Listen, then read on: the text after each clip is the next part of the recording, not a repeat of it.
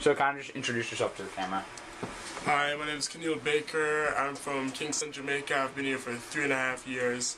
I'm a freshman at Rollins College. I'm on the soccer team, and I like to have fun, live life. I thought you were supposed to ignore the camera. No, kind of. So, why did you come to the United States of America? There are more opportunities here in America overall, and we felt that we have enough family here. We felt that the tradition coming here from Jamaica would be swift, and we'd be able to settle down and then have more opportunities to. How was transitioning to the American culture? It was definitely different, but it was. Hold on, sorry. Got it. Alright, I'm getting out.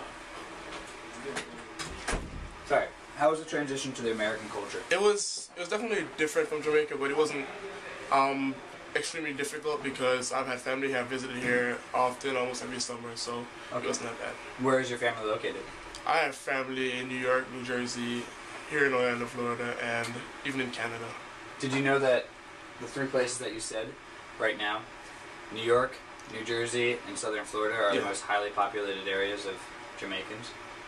I kind of figured. I know there are a lot of Jamaicans in those countries. Okay. Especially along the east. That's where we live. So, like, what were the similarities between Jamaica here, you know, or did you as a child watch the same TV shows, or is the music culture the same? Yeah. What are some cultural similarities and then some differences? Yeah, in terms of TV, yeah, we have the same channels because I think more and more we're becoming, maybe not necessarily Americanized, but we are taking in a lot of American culture more and more. Like since I was a little kid, I've watched like MTV, BET, SpongeBob. Yeah, SpongeBob. Oh, I know all of that. Most kids in Jamaica do. Music-wise, you know, we love reggae, but we do listen to American music as well. Not as much, obviously, as here, but it depends on, especially where in Jamaica, because there's some parts and some people listen more, some people who don't as much. In the urbanized part of Jamaica, they listen to a lot of American music. Overall, school, for example, the school system is different because we have more traditional English school system. That was a big transition for me because coming to high school in America, there are air-conditioned rooms, computers in every classroom. I was shocked at first. I was like, dang. So there was no air conditioning? No, we just open windows. Did you have a computer lab? We had a computer lab, yeah. Okay. And there were computers in there, but not like, at least in my high school here, I went to Korea High School here in Orlando, and there were computers in every room, at least 3 computers in every room. Everything was digitalized and a lot of technology based. In Jamaica, it was more hands-on and old-fashioned. I see that as well. I work at a high school. Well, actually, the Winter Park High School. Yeah. And a lot of their assignments, they have a like a blackboard site for high school, which is for public high school, that's pretty crazy. Yeah. Okay, so are you a citizen? I'm not a citizen, but I am a legal resident. Okay. I have to be here for. I have to be have a green card for at least 5 years Before you can become a citizen. Do you plan on becoming a citizen? Yeah. Yeah, definitely. Okay. So, do you, after college or whatnot, after 5 years of becoming a citizen, do you plan on becoming, you know, a full-time resident in the U.S., or are you gonna take? Because I know, do you know what the brain drain is? No. Okay. It's like a theory that when people immigrate, especially from, I don't know if you've noticed this, but a lot of people who are skilled labor or medical, they have a higher educated people. Yeah. Will leave the country to seek better opportunities in a country such as the U.S. Yeah. It's called the brain drain. They take all the brains away. Gotcha. So, like, you're going to participate in this, where you're going to stay in the U.S. Yeah. They have a lot of incentives to go back. Would you ever think about going back? Going back to live, probably not. And that's that's pretty much the violence. Is like Jamaica. I think probably the same for a lot of third world countries. It gets worse and worse over time because of monetary problems, like violence, stuff like that. And that's part of the reason why we came as well. There's more opportunity here, and we come here, we get an education, and then it'll be easier to use the education that we've gotten here and stay here and find a job here. Like for example, I have like family members and people I know. It's harder to like get jobs when you finished high school in Jamaica, or in Jamaica, for example, and moved to US because you didn't go through their system. Even though Jamaica's education system is really good, but that's just the way it is, and there's more opportunity. That's the main reason I came, so I'd probably stay here. Okay. Do you feel like do you feel American now that you've been here for 3 years, or? I've been here for 3.5, but I learn more and I feel more connected with America, but I like to consider myself as Jamaican, always and forever. Now, when you come, you know, with your children, you plan on having children in the U.S., things like that. Now, will you'll still have family in Jamaica. Yeah. So will you make this culture that you have, because it'll be a lot different for your children. Yeah, definitely. You know, this idea, they'll be more Americanized. Yeah. And that happens throughout. We've seen in my class, we've seen that, you know, this happens throughout the generations. That they become more American, and the parents, or the older generations are become, you know, they have this deep, you know, passion for their country. Yeah. Were you trying to instill this passion in your children, or were you trying to bring them to the Americanized ideals, you know? For me, I don't know. I have a lot of friends, especially in my high school.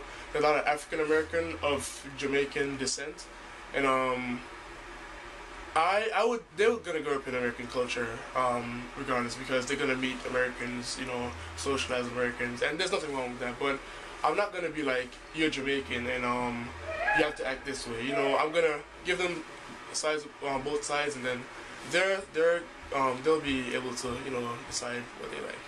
But obviously, Jamaica will always be a part of me, and I'll make sure that they understand that and appreciate Jamaica.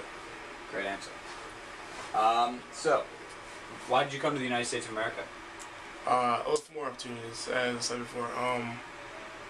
And that's the main reason. Life gets tougher. Like, things get extremely expensive. Like, it's funny because back in like the early 1900s, Jamaica's the value of the money, the dollar was more than American, and now the American, one US dollar is worth, I don't even know now because I've been here for 3 years, but when I left it was around 70 Jamaican dollars, so it's really gone bad economy wise. I read a lot of that. Yeah. With the poverty, it created a lot of poverty, and and now that they have a lot of violence problems, especially in Kingston, there's basically the city's run by gangs. From what I've read, that's, you know. Yeah, I mean it's bad. The thing is, it's getting worse. I have never experienced this. It's funny. The thing is, one thing about here as well. Whenever I came to America, I've always felt safer in Jamaica than America. Even though, it's weird. I've witnessed things, but I wouldn't say I feel safer, because to me I felt like no one would trouble me in Jamaica if I didn't trouble them. While here, like, that was a stereotype, it might be, but like, when you think of America, at least Jamaica, when you think of America, you think of like, you know, people getting raped or kidnapped for like crazy stuff. And the thing is, it's getting so much worse in Jamaica. Like, things like that happen now. There are some really graphic things that happen. Kids have take taxis to school, the taxi driver rapes them, stuff like that. It's ridiculous. And like, if going back now, I feel scared as hell, because it's really bad now, and that's a major problem. And it's spreading. It's not only Kingston. It used to be just Kingston, but it's spreading all over, and it sucks. Okay, what stereotypes did you have of Americans before you came to the, like, I know you said that you had visited family almost every summer. Yeah. So, like, before you came to the U.S., what stereotypes did you have of Americans? And what stereotypes were wrong and right? Wrong and right, yeah. Well, one thing is that I've been coming to America since I was young. The first time I came to America, I was 2. I've pretty much gone every summer since, except for probably 2 years. So Jamaicans in general, stereotypes include, like, Americans, they say, probably don't appreciate things as much, and that's, I mean, you can understand, because we believe that there's so much more opportunities here than in there, and like, sometimes they seem unappreciative. That's not always true, and people are really appreciative of things here. Another thing is, Americans seem like closed, because in Jamaica, everything was a community, and you go to America, I used to visit times like sometimes like people didn't talk to their neighbors as much as like everyone would stick to themselves and stuck to themselves. And I've witnessed both sides to that here. I witnessed people, communities that are really really close, and some that are that just aren't at all. Like especially up north, it seems that no one really talks to each other. No, yeah. Everywhere-wise. I would agree. But in the communities that you said you were they when you visited your family, was it a mainly Jamaican community? Not. I mean, I have family in Queens, and